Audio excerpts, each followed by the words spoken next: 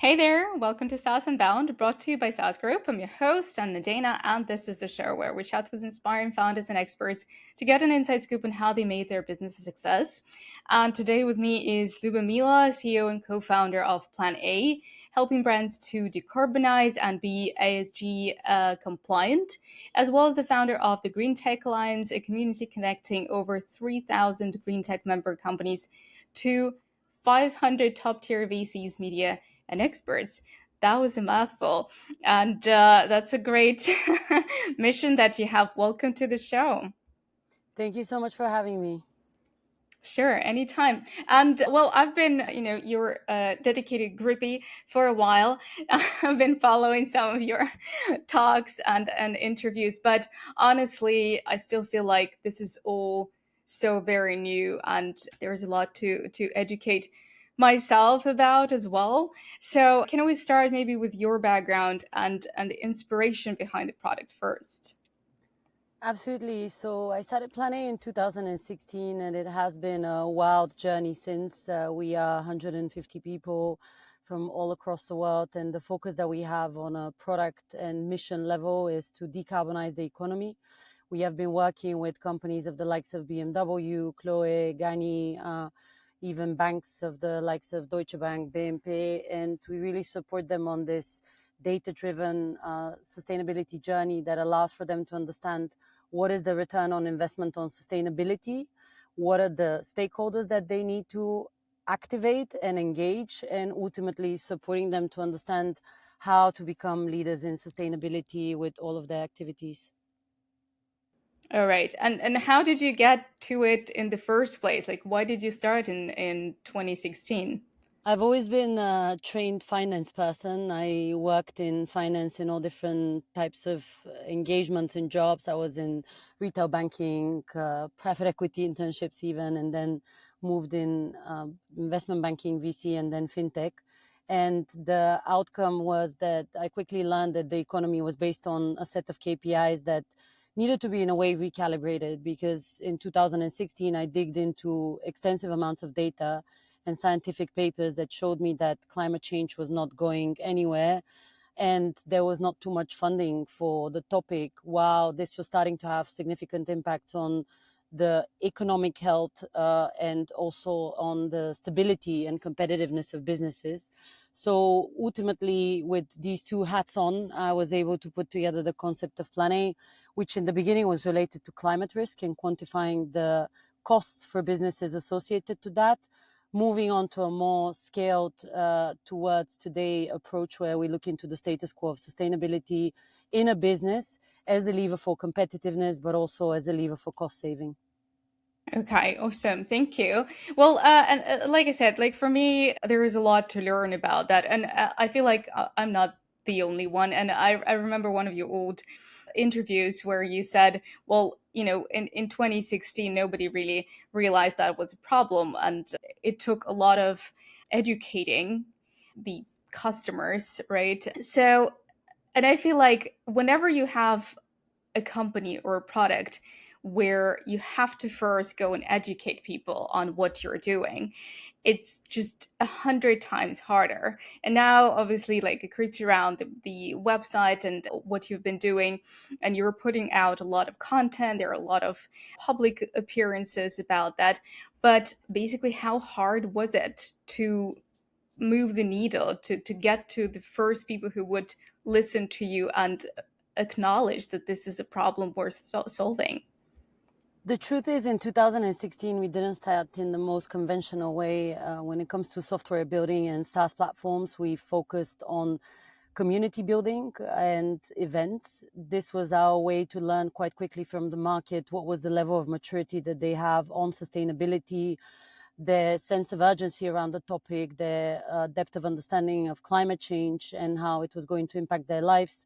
And we started with a B2C setup where we would organize zero waste events, cleanups in Berlin, also quite a lot of corporate engagement and educational sessions where we would sit in front of a non-sustainability team, but try to get them to put on a sustainability hat on. It was interesting to go through these times because that put us in front of the eyes of thousands of people and got us quite differently excited about the topic because the perspectives were definitely differing. There was a lot of C-level buy-in in some cases about the importance of the topic, but there was no budgets for that. On the other hand, there was a lot of people that were willing to volunteer or do work such as involving the company on social impact projects, even outside of the scope of their work. Out of all of these came a few conclusions. The first one was that we needed to fixate ourselves on businesses as the key receiver of our value proposition, so moving from a B2C to a B2B model.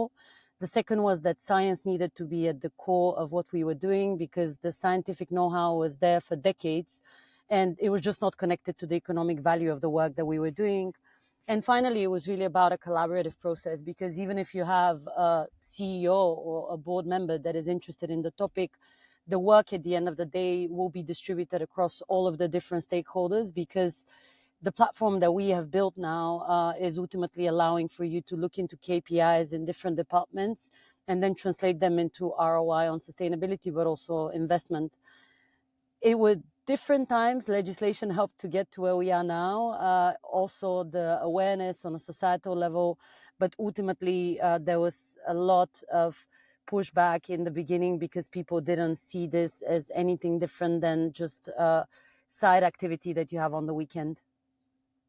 Yeah, yeah, yeah, absolutely. I feel like sometimes what I've noticed in the company where people get excited about sustainability and greener choices, it's usually like a small group of enthusiasts, and then it's like when I started thinking about it, it's like working on an open source project. At first, you're so excited; it's something that's going to benefit so many people, but then because it takes so much time and so much energy, you get drained, and then less and less help is coming, and then it slowly dies.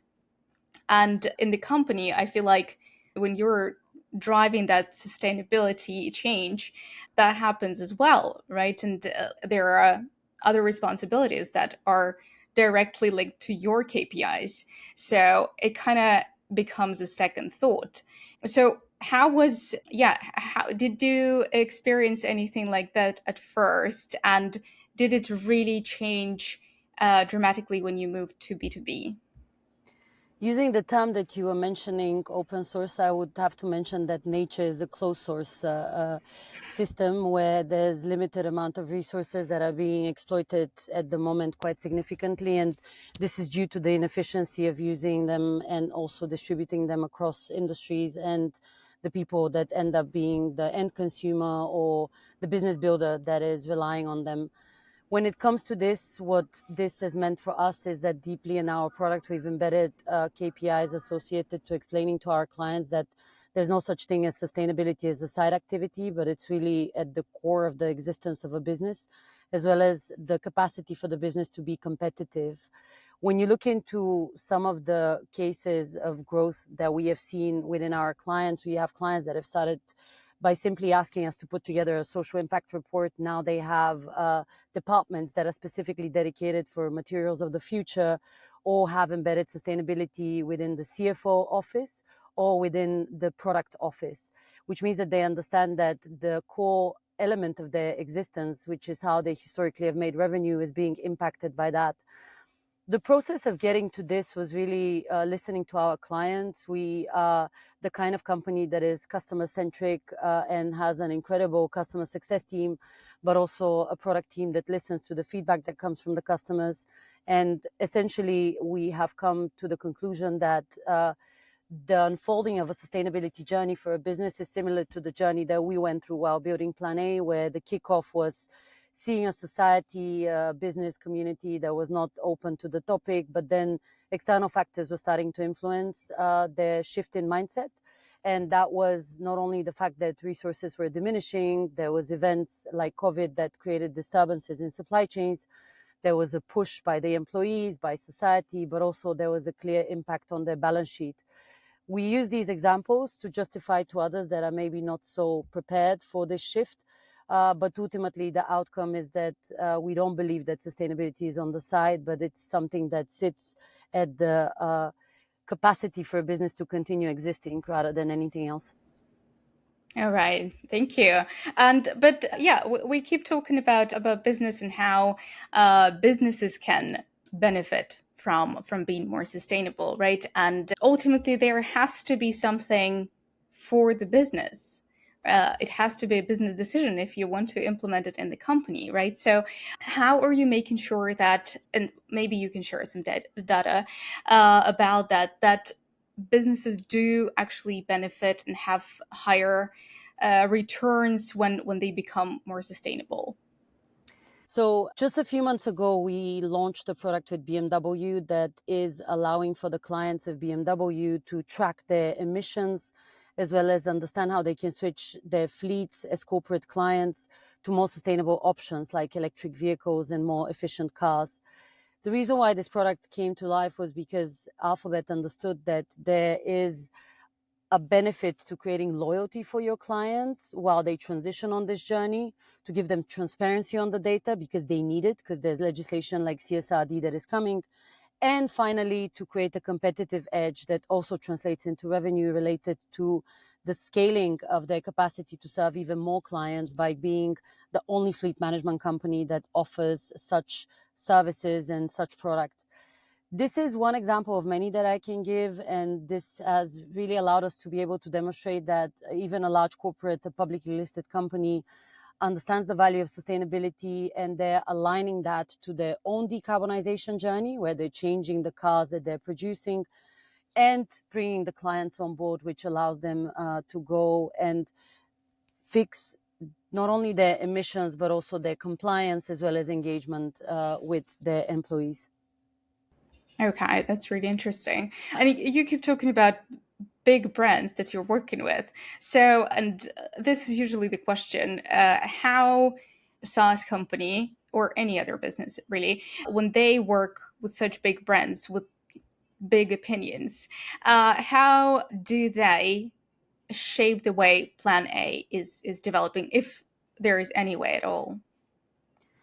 For us, everything has been possible when it comes to our success of the basis of trust. And this might sound like a cliche, but the truth is the sustainability topic has been unfamiliar to many companies and individuals within these companies, be it when they're in the management or within some departments. What this has meant was that we needed to listen a lot, but also develop a trust relationship where we come in as the experts on sustainability, the experts on carbon accounting, on data specific to ESG, and then bring this knowledge to them in a package that is reliant on their available resources, but also on their willingness to learn. When you look into the sustainability journey of a business, it starts maybe with team awareness. There's some policies that are pushing. There's also employee involvement and excitement. And there's, of course, like a societal wide, which normally translates into client engagement. When it comes to this, we have been mapping out this whole journey, seeing where our clients come in which step they are, and ultimately making sure that we align our language, align our product proposition to satisfy their needs for the time being, while we scale our commitment to them and they scale their commitment to us along the way in a mutually beneficial relationship where the key KPI is return on investment on sustainability. Okay, but you're focusing now on big enterprise companies. Yeah, we work with their value chain as well, and also with emerging and fast scaling companies of the likes of N26, Flix, Sorare, Miracle, Gani, and that allows us to have a really well balanced understanding of where the economy is sitting. Because, as we know, and we say in Germany, the Mittelstand and the mid sized businesses are the backbone of the economy. The enterprises, of course, have a lot more obligations when it comes to the compliance bit, but we do see value in working from the mid segment up until the enterprise across the board, listening to them, aligning our product and roadmap to that, plus making sure that we are heavily involved with where the legislation is headed to make sure that we are relevant when it comes to the timelines of the EU, the German government, the French government, and many others where we operate. Right, that makes sense. Okay, and well, you started with the cleanups and with the smaller events, and how has your growth strategy evolved over the years when you started signing with those big brands? My personal journey has definitely been one that has influenced the Planet journey based on my learnings, and then that's just trickled down into the enterprise one. We have been working now for 6 years on the market, and if I think of myself in the beginning of this whole process, I was not necessarily aware that climate change was going to unfold so fast, but also legislation was going to move so fast, and employee, customer, as well as society engagement was going to become so visible. With this in mind, we have decided to focus on a growth strategy that is related to listening, learning from the clients, but then making sure that we are always on top of the latest science, always on top of the latest uh, legislation, and we're making sure that our clients are seeing themselves on this roadmap as someone that is either behind or advanced or working towards setting pioneering agendas that have not yet been maybe identified by the whole industry. When you start having this kind of, I would say, deliberately distributed approach to the market, your growth agenda is obviously flexible, but it is listening to a lot of different market signals that show you where even the economy is headed. And that has helped us to stay client relevant and to make sure that they are not seeing us only as a SaaS product, but also as a partner that can enable them to be economically viable, competitive, stable as a business, and also to be able to stay relevant to their clients. Okay. All right. Well, for this incredible growth, and you, like you said, you're now 150 people. You have recently raised $27 million, if I'm not mistaken, right? And also, because I started researching before going into this podcast, I remember a couple of years ago you did an episode where you were talking about the bias toward female founders and how difficult it is to raise funds. And well, if I'm completely honest, I haven't had a female founder on a podcast who wouldn't say that. Literally 100%. And I'm just wondering if that has changed anyhow for you this year, because there is a great cause behind the company, and you've ultimately built some trust, and you're more of a public figure now, right? You're more well known in Germany and France and all the markets that you're working with. So has it been easier because of that, because of like actively reaching out to the audience and working with bigger brands, or it's still kind of the same story? The biggest learning that I've gathered over the last few years has been that the biggest stigma comes from the fact that female founders forget quite often that they are founders, and vice versa when it comes to the engagement that they would have with investors. What this means is that at the end of the day, a male founder is a founder, a female founder is a founder, and we need to stop considering ourselves as a group of founders that have bias that are imposed on them. At the end of the day, a sustainable business is built on KPIs, and it's built on success that is relevant to a well-defined industry like the VC one. The issues that we've had historically were related to maybe not having enough exposure to investors. There's been new vehicles that have been created through this, having also no capacity to use networks, as well as having less know-how related to sustainability in our context, but also even the sustainability of a business, not only from an environmental perspective, but just how you build a sustainable business that is able to survive.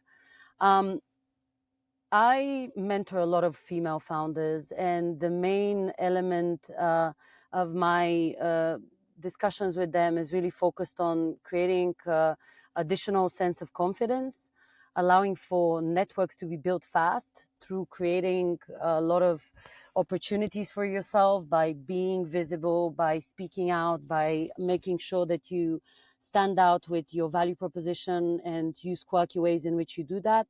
And finally, by making sure that at any point of your engagement with investors, you don't consider yourself as a marginalized part of the community, but rather as someone that comes up with a fantastic idea that needs to be explained in a language that is understood by any investor, regardless if they're male or female.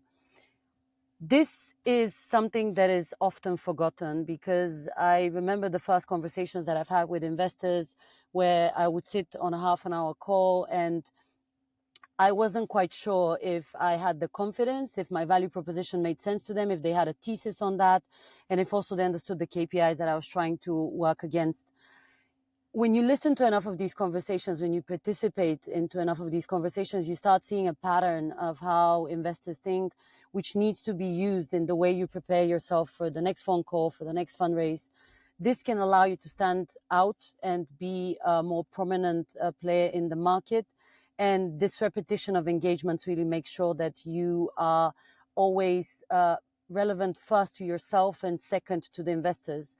Um, I think there will be improvements when it comes to the female founder cohort, so to say, but that is heavily dependent on making sure that we as founders align ourselves to this language and make sure that we're building businesses that stay sustainable and are relevant to the current trends and also market dynamics. Absolutely, absolutely. I was once on like the other side. I wasn't an investor, but I was like representing a company that would benefit the startups at an incubator. And what I noticed was just this incredible change when I would go from a room with a male founder or two co-founders, and they would be just so incredibly confident in their idea, whatever it is. And I mean, not all the ideas were absolutely brilliant, to be honest, right? And then I would go to another with a female founder, and they would almost try to excuse themselves for like asking for help. And it was such a dramatic change. And I started noticing it. And I think you're absolutely right. First, there should be confidence, and you should kind of try to understand the rules of that and become relevant, not just for yourself, but for the investors. Maybe just to jump in here, when it comes to this comment, what has really helped me a lot was really to pitch extensively from the beginning of Plan A up until a few years back. I would use any opportunity to really go in front of an audience, develop a confidence through maybe even being corrected sometimes or given feedback that was not always really positive. But each time you go on stage, even if it's in front of 20, 200, or 25,000 people, the audience is exactly the same, with the expectation that you're going to excite them, offer them something that they Mhm. don't know, give them the confidence that there's someone solving a problem that they might not even understand, but they might want to be part of your journey, be it as employees, be it as partners, as investors. Each one of those attempts allows you to understand yourself better, and also be a better leader, be a better salesperson, and someone that is learning from feedback that comes immediately or after, be it if you are winning a competition, losing a competition, or just there to kind of ask someone to join your startup. Yeah, absolutely. Thank you. Well, before, because I really, really want to ask you about like the ways, the hacks, the steps that smaller companies like us, for example, could take in order to become more sustainable. But before we do that, because it just it hits too close to home. Because I live in Asia right now, and a couple of weeks ago I went to Kuala Lumpur and talked with a VC of one of the biggest corporations there who invest into greener, sustainable projects. And I obviously asked how it's going and how it's changing in Asia, because it's an emerging market and it might be a little different to what we're used to in Europe. And it is hard, right? And sometimes the business part of that investment kind of prevails. It's not really about sustainability. It's not really about changing the planet or anything. It's just the business opportunity. And that's what I kind of see here as well. People really don't care how many billions of plastic bags are being produced, because for some, these plastic bags are still the means to plug into a hole of their house during the rainy season because it gets flooded otherwise. So they've got very relevant problems for them, and like climate change seems just too big. It's literally a planet big. So how are you working on bringing that awareness and educating people in the emerging markets, and do you see any change happening anytime soon? Climate risk related costs have increased hundreds of percentages in the last years, and this is something that is starting to hit not only the wallets of individuals, but also the bank accounts of businesses, as well as the balance sheets of large corporations. With this in mind, anyone that doesn't understand this value chain disruption related to access to resources, legislation that is costing a lot of money to prepare for, is mistaken the go-to-market strategy and in the value proposition definition of a business.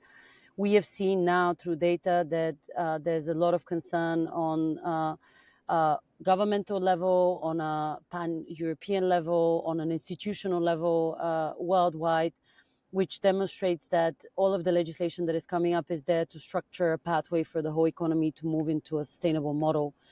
With this in mind, we have been fixating ourselves on the companies that are awake to this reality, that are impacted by legislation, and also reliant on heavy value chains that are, when you assess the data, also starting to see that margins are diminishing. And this would mean is that you would have ultimately revenue that is shrinking, as well as a lot of implications on your cost structure that maybe are not anticipated if you don't assess it. I am concerned to a certain level about the trend line of certain markets being delayed, also certain industries being delayed that are sitting at the core of this transition. But I do believe that if you look into some of the EU legislation where you're talking about assessments of full value chains, be it from where products are coming, if it's been sustainably sourced, this shows that our continent is able to take responsibility for the impact that it does, not only with the brands that it creates and also the products that it sells here and internationally, but also for the different stakeholders that they're involving. With this in mind, we have a pathway forward that would allow us to shift. Let's hope, and this is what we act on daily basis, the impact will happen and trickle down internationally. Okay. Yeah, thank you. Thank you. It's just, yeah, seeing what is happening here. It's really difficult to comprehend like how slowly the change is happening, if happening at all. But yeah, if smaller companies like us, like saas group for example, we do have quite a few people that are very passionate about sustainability, our founders included, and we are trying to figure out what kind of steps we want to take in order to become greener. So, what would be your best, I don't know, hacks that you would recommend to companies that are not that big? The first step is always looking into the status quo and assessing it through data. The reason why we've started with a model where we have a SaaS platform is because this sets the scene for sustainability in a structured, organized way, rather than you just kicking off a bunch of initiatives here and there. You have the possibility to really understand these are the initiatives I need to focus on and ultimately start with them, as this would allow me to have the biggest impact. Um, I often allow myself to give general tips, but the data shows that they don't always apply to even the same size of companies, because the steps that need to be taken are different. And the data shows that certain topics need to be covered faster because they are creating more CO2, they're creating more negative impact. And this is often due to the value proposition of the company. What product are you putting on the market? Is it with physical element to it? Is it also related to having a lot of different suppliers and value chain components?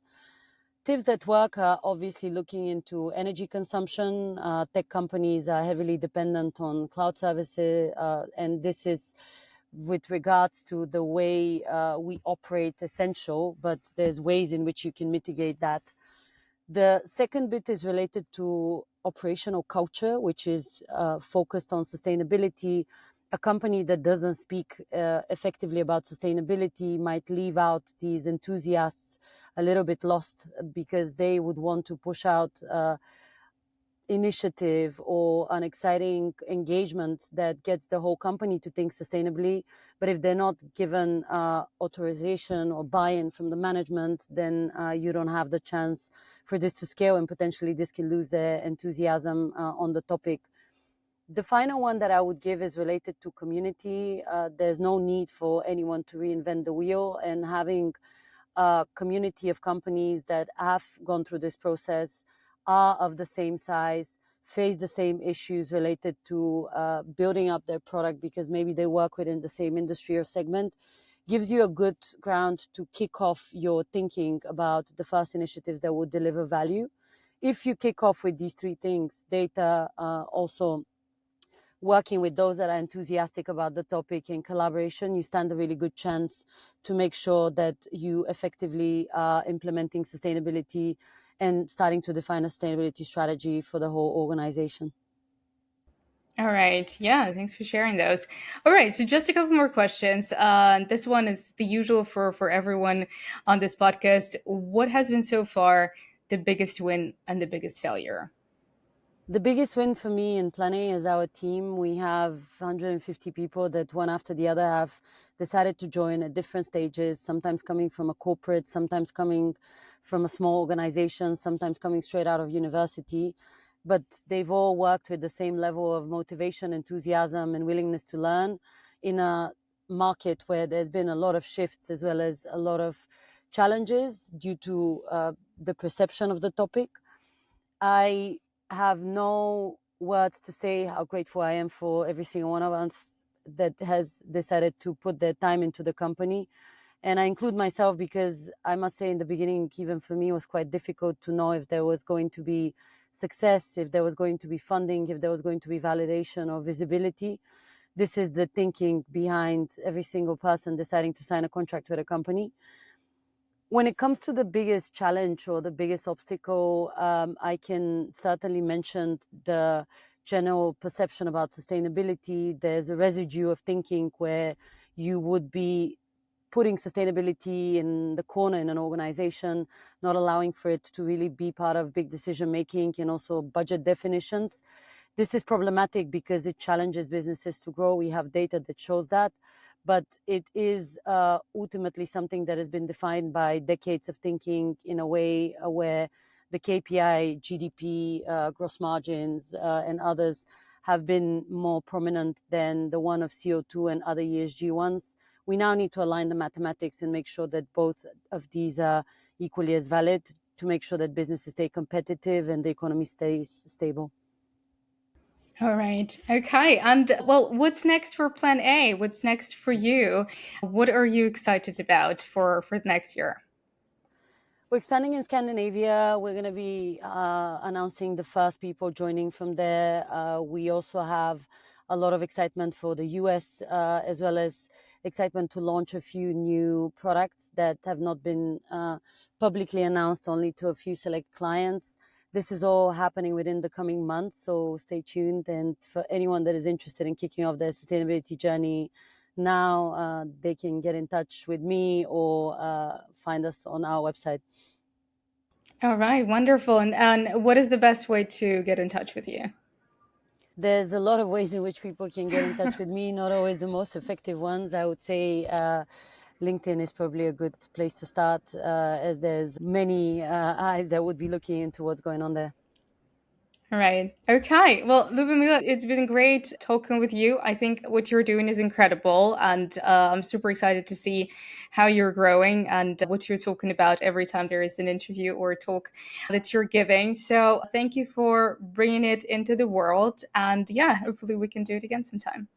Thank you, Anna. I appreciate the invite. Sure. Take care.